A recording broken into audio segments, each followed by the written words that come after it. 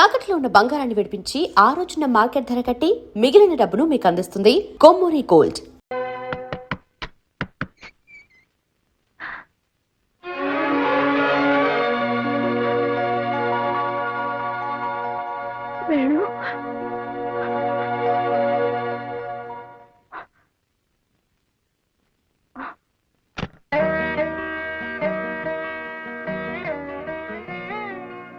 మమ్మల్ని వదిలి ఇన్నాళ్ళు ఎలా ఉన్నావురా? ఆ కళ్ళు చూడు ఎలా పీక్కుపోయాయో. అయినా ఎందుకురా నీకు ఆ గోల? తిండి తిప్పలు లేకుండా మా అందరికి దూరమై ఏం సుఖపడుతున్నావు? కనిపించిన తల్లిదండ్రుల కంటే నీకు విప్లవం ముఖ్యమైందిరా. నాకు ఆకలేస్తుందమ్మా.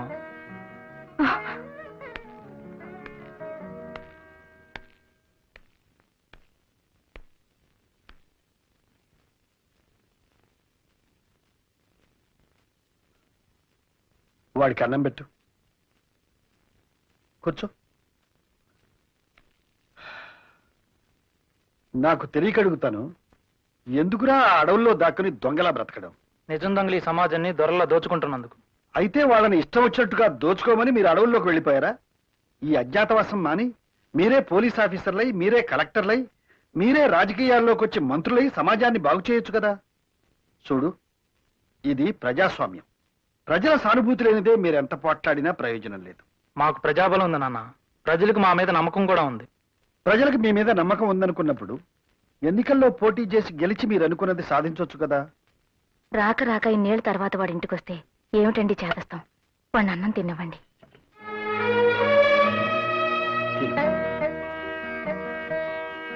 చూడు బాబు, నా మాట విని పోలీసులకు లొంగిపో. డీజీపీతో నేను మాట్లాడతాను. ప్రభుత్వం కూడా నేను క్షమిస్తుంది. రోజు పొద్దున్నే పేపర్ చూడాలంటే చాలా భయంగా ఉందిరా. ఏ ఎన్కౌంటర్లో ఏం జరుగుతుందోనని.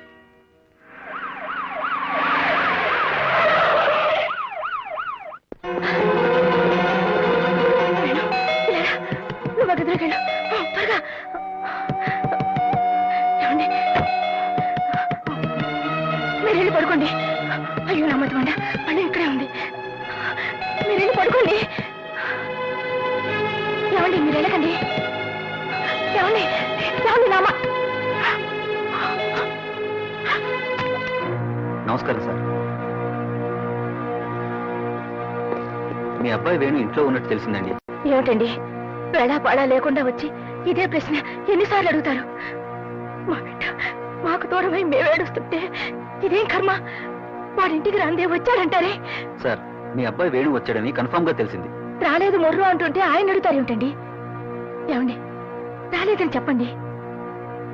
వాడు రాందానికి రాలేదని చెప్పడానికి భయం ఏమిటండి? పార్వతి, ఇన్స్పెక్టర్ గారు, కమా.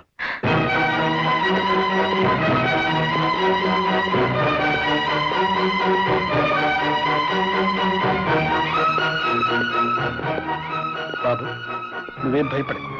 ఇందాక నీకు చెప్పాగా, గవర్నమెంట్ నేను క్షమిస్తుంది. నా మాట విను. ఇన్స్పెక్టర్ గారు, తీసుకువెళ్ళండి.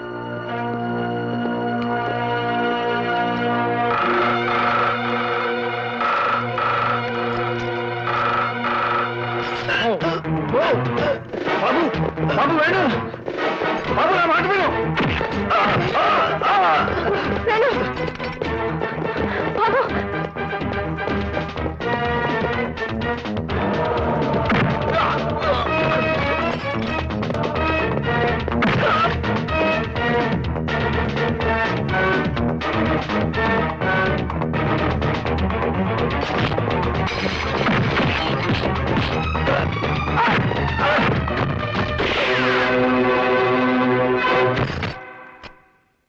బాబు వేణు వేణు వేణు.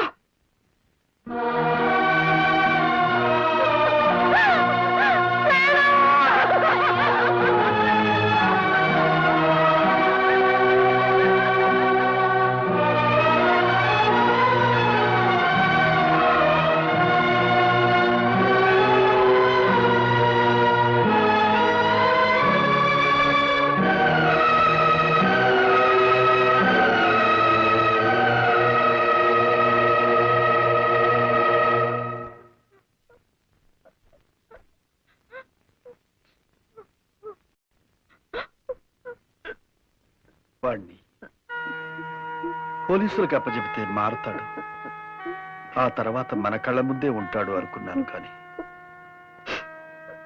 ఇలా జరుగుతుందనుకోలేదు. మీరెందుకు అనుకుంటారండి? మీకు కావాల్సింది కొడుకు కాదు, వాణ్ణి చంపించిన తండ్రిగా రేపు మీకు వచ్చే గొప్ప పేరు. ఆకలేస్తుందమ్మా అని నోరు తెరిచి అడిగాడు బిడ్డ. ఆకలితోనే ప్రాణాలు పోగొట్టుకున్నాడు.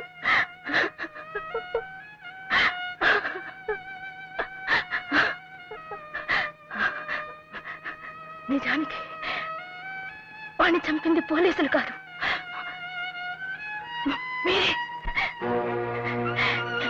మీరే వాణ్ణి పోలీసుల తుపాకులకు బలిచ్చారు. మీకు అసలు ప్రేమ మమకారాలు లేవు. అది కాదు పార్వతి. వద్దు, నాకింకేం చెప్పొద్దు. నా కొడుకుని చంపించిన హంతకుడుగా మీకు నేను విధించే శిక్ష ఒక్కటి. నా కంఠంలో ప్రాణం ఉండగా మళ్ళీ మీతో మాట్లాడండి.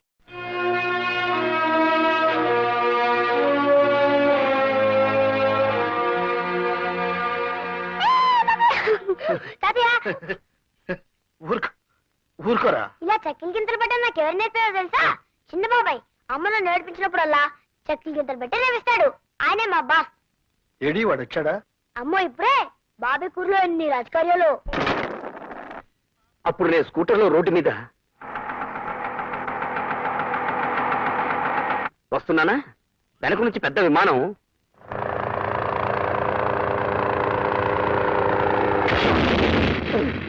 గుద్దేసింది.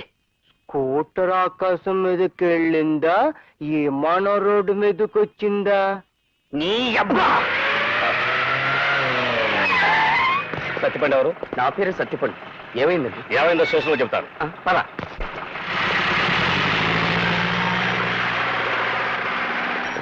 ఏమిట్రా, ఏమైంది? చెప్పు.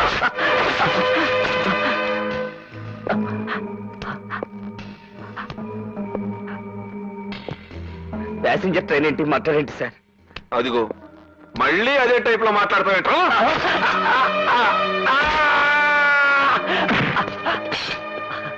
నాకేం తెలియదు సార్. మళ్ళీ అదే టైప్ లో మాట్లాడతావేంట్రా? ఆంధ్రప్రదేశ్ లో అన్ని పోలీస్ స్టేషన్ లోనూ నీ పేరుంది. ఫేమస్ కిల్లర్ సత్తిపండువి నువ్వు కాదు. నా చెవిలో లాఠీ పెట్టాలని ట్రై చేయకు, పట్టదు. అసలే నేను అదో టైప్.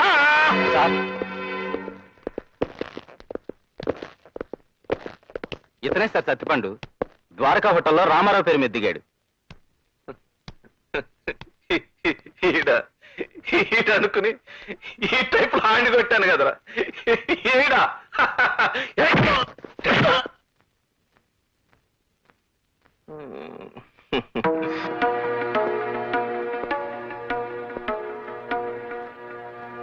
పేరు మార్చుకోవయ్యా. డిపార్ట్మెంట్ కదా, ఏం చిన్న చిన్న మిస్టేక్లే జరుగుతుంటాయి. అదిగా రావయ్యా. సత్యపండు, ఏమైంది? ఏంటిది? అదో టైప్ లో జరిగిపోయింది. సారీ చెప్పానుగా. చావగొట్టి సారీ చెప్తే సరిపోతుందా? తప్పదు, మా టైపే అంత. అంతేగా నిజం రాబట్టలేం. ఒకే పేరున్న వాళ్ళు చాలా మంది ఉంటారు, తెలీదా నీకు? తెలీదు. పోనీ తెలుసు. అయితే ఏంటి?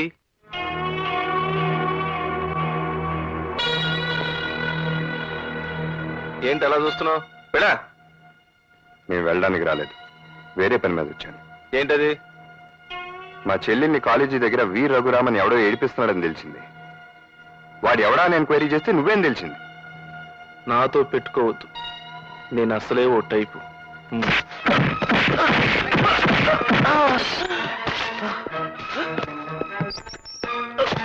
నీ టైప్ వాళ్ళు ఉండాల్సింది కుర్చీలో కాదు, లాకప్ లో. సారీ.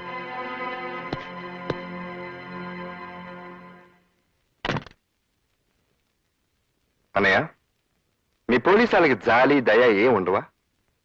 నేరస్తుడి పేరు సత్తిపండు అని తెలియని దొరికిన సత్తిపండ్లు అందరినీ సాగొడతారా? బ్రెయిన్ ఉపయోగించడం మీ వాళ్ళు? ఉపయోగించడానికి నీలాగా బ్రెయిన్ లేదురా వాళ్ళకి. ఉండుంటే పోలీసు ఉద్యోగాలు ఎందుకు చేసి ఉండేవాళ్ళు?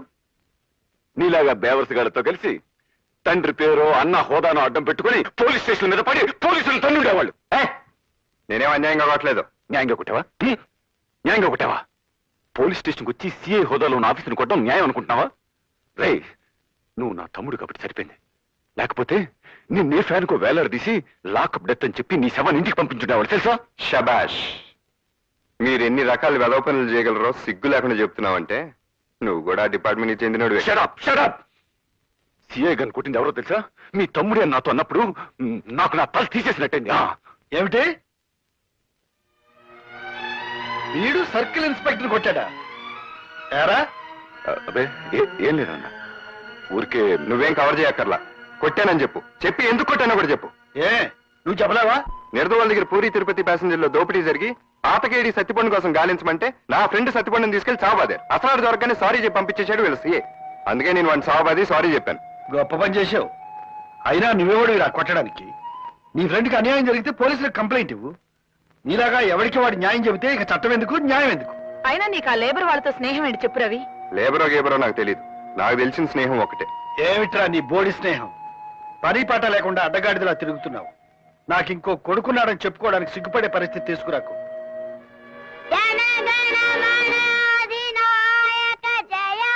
రేయ్, నువ్వు వెళ్ళు.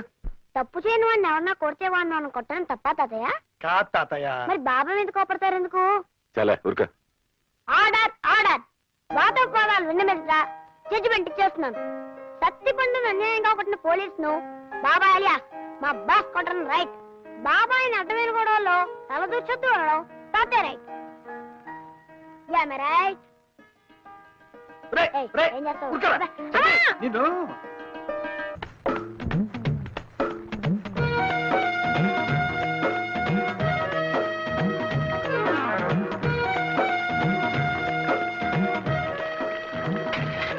నీకులా బిందె పెట్టడం చేత కాక మీ లైన్ లో నిలబడింది బిందెని చేయను. ఏం చేస్తావు? చాలా ఓవర్ అవుతుంది. అదండి ఏది తీ చూద్దాం. ఏటే చూసేది?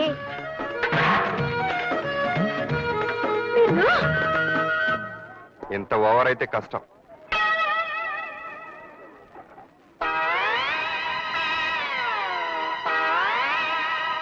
ఏంటి తెగ ఊగిపోతున్నావు?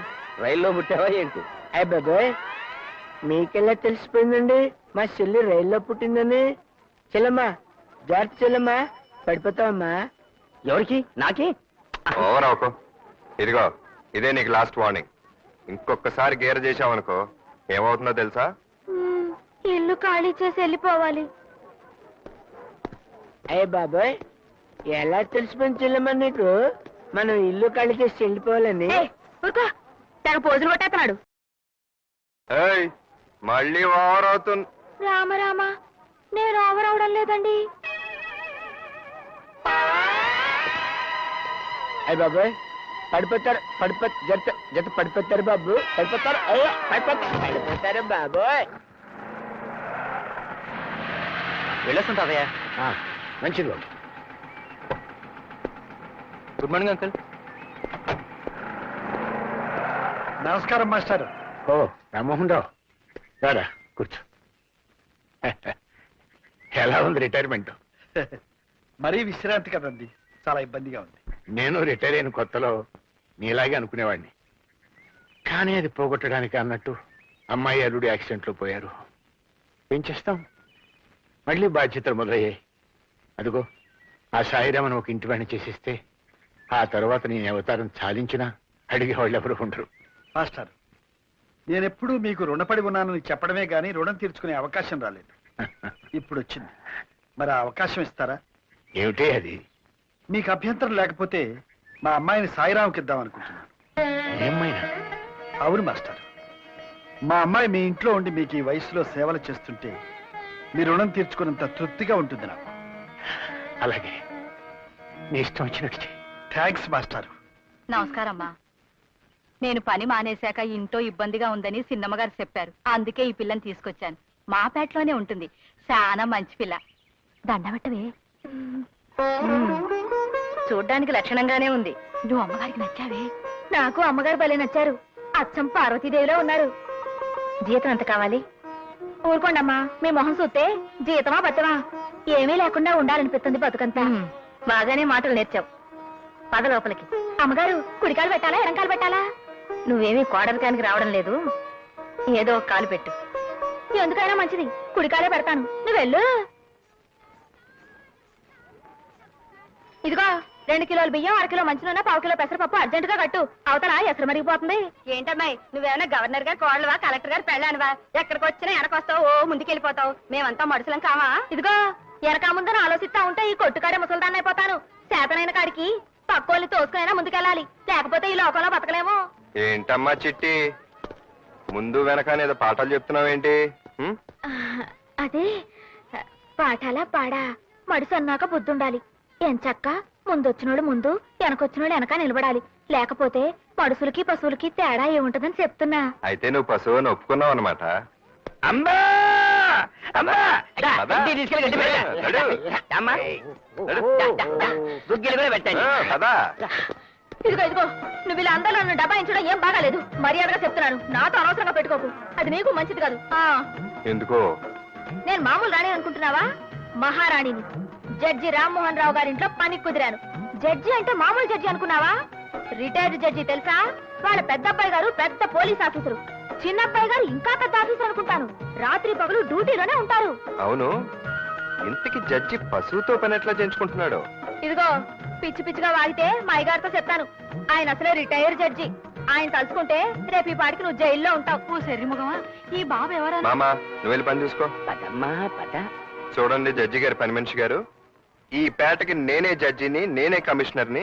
రాత్రి మగళ్ళు పనిచేసే చిన్నబాబుని కూడా నేనే. ఇక్కడికొచ్చి తోక జాడించావనుకో, చక్కగా కత్తిరించి చేతిలో పెడతానని మీ జడ్జి గారికి చెప్పుకో. వెళ్ళమ్మా.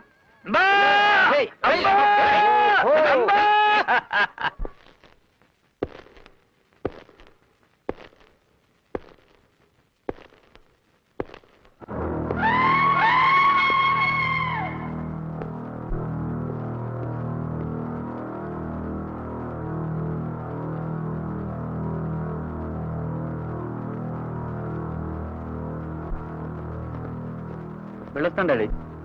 ఎస్, వెళ్ళొస్తాను డాడీ. ఎమ్మెల్యే గారు 6 గంటలకు వస్తున్నట్టు కబుర్ అంది సార్. All right. హలో, ఒక్క నిమిషం ఉండండి సార్. ఫోన్. ఎస్, నువ్వు మాట్లాడు. Hello, yes please. ఒక్క క్షణం సార్. కాంట్రాక్ట్ 2 కోట్లు పెంచడానికి ఒప్పుకున్నారు సార్. All right. హలో, అయ్యగారిని ఆఫీసులో కలవండి. Okay sir. అమ్మాయి గారు పెళ్లి విషయం గురించి మాట్లాడడానికి వచ్చారు సార్. ఎస్, రండి సార్. నమస్కారం సార్. లక్ష్మీపతిరావు గారిని పెద్ద కాంట్రాక్టర్. వాళ్ళ అబ్బాయి రాజేష్ అని ఈ మధ్య స్టేట్స్ లో ఉండొచ్చాడు.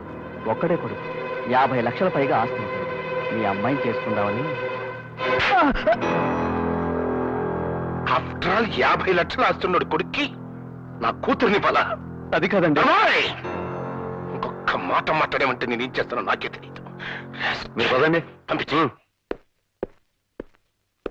సార్, యానాంలో రైల్ ఎక్స్పోర్ట్ కంపెనీ ప్రాబ్లం తెలిసింది కదండి. ఎస్ ఇతను 10 lakhs ఫ్రాడ్ చేసినట్టు తేలిందండి. ఎస్. అయితే ఇతను డిస్మిస్ చేయమంటారా? నా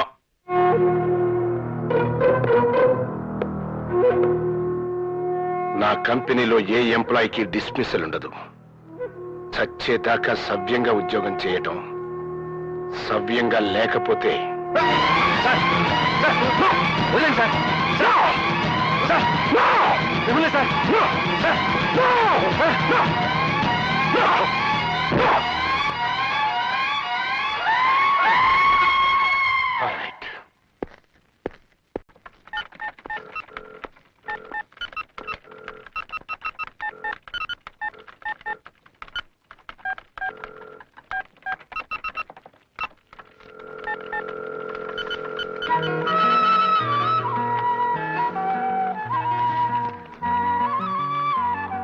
ఏంటిది? Love marriage. నా ప్రేమ సామ్రాజ్యానికి రాజధాని స్వాతి. చెల్లెమ్మా, జాగ్రత్త చెల్లెమ్మా, పడిపోతావమ్మా. ఏంటి పడిపోయేది నీ మొఖం? అయ్య బాబాయ్, ఇది నా మొహం నీకెలా తెలిసిపోయింది చెల్లెమ్మా? చెల్లెమ్మా, నా మొహం మామూలు మొహంలా ఉందా? ఏడు మొహంలో లేదా చెల్లెమ్మా? ఏమైంది? ఏమైందంటావేంటమ్మా? కోర్టు నుంచి సమన్లు వచ్చాయమ్మా. నన్ను పోలీసులు జైల్లో పెట్టేశారు చెల్లెమ్మా. బాబు, మీరే రక్షించాలి తండ్రి. బాబు, మీరే రక్షించాలి తండ్రి. అయ్య బాబాయ్, నా గొంతు నాకేం పడుతుందండి బాబు. మీరే రక్షించాలి తండ్రా, మీరే రక్షించాలి తండ్రా. చూసారా, నా గొంతు నాకేం పడుతుంది బాబు. మీరే రక్షించాలండి. ఏమైంది? ఏదో అయిందిలే. ఇది నీకు సంబంధించిందేం కాదు. అయ్య బాబాయ్, ఆరికి సంబంధించిన విషయం కాదంటావేంటి చెల్లెమ్మా? బాబారు, నేను ఆ గణపతి దగ్గర అప్పు చేసి రిచ్చా కొన్నమాట వాస్తవే బాబు. కానీ ఆ పైసలన్నీ మొత్తం తీర్చేశాను బాబు. తీర్చలేదని నాడు కోర్టులో దావా వేశాడు బాబు. నా చెల్లెల నుంచి పెళ్లి చేసేదాకా ఇలాగే ఏడిపిస్తానని నన్ను బెదిరిస్తున్నాడు బాబు.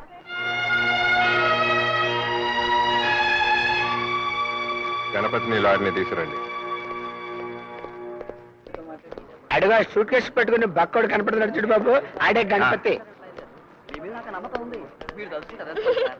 నేను గణపతినే పెళ్లి చేసుకుంటానన్నయ్య. అరే, మీసాలు లేకుంటే అమీర్ ఖాన్ అనుకుంటున్నారా నువ్వు? ఈ జుబ్బా ఎంత రాజేష్ ఖాన్ అని ఫీలింగ్ నీకు?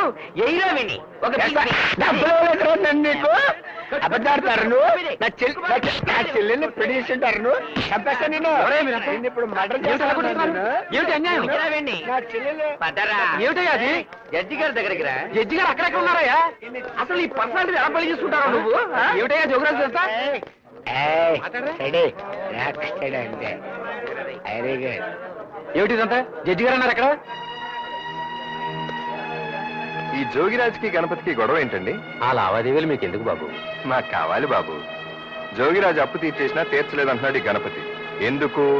ఇతని చెల్లెల్నిచ్చి అతనికి పెళ్లి చేయలేదు కనుక. అవునా? ఇంతకీ మీరు చెప్పేదేమిటి? ఏం లేదు. ఈ కేసు ఇక్కడే ఇప్పుడే పరిష్కారం కావాలి. అదేం కుదరదు. కుదురుద్ది. మీరిక్కడ లాయర్ కాదు, సాక్షి. గణపతి మీతో జోగిరాజు అప్పు తీర్చాడని చెప్పాడా, లేదు తీర్చలేదని చెప్పాడా? నిజంగానే తీర్చలేదని వాదించమన్నాడు. అప్పు తీర్చాడా లేదా చెప్పు.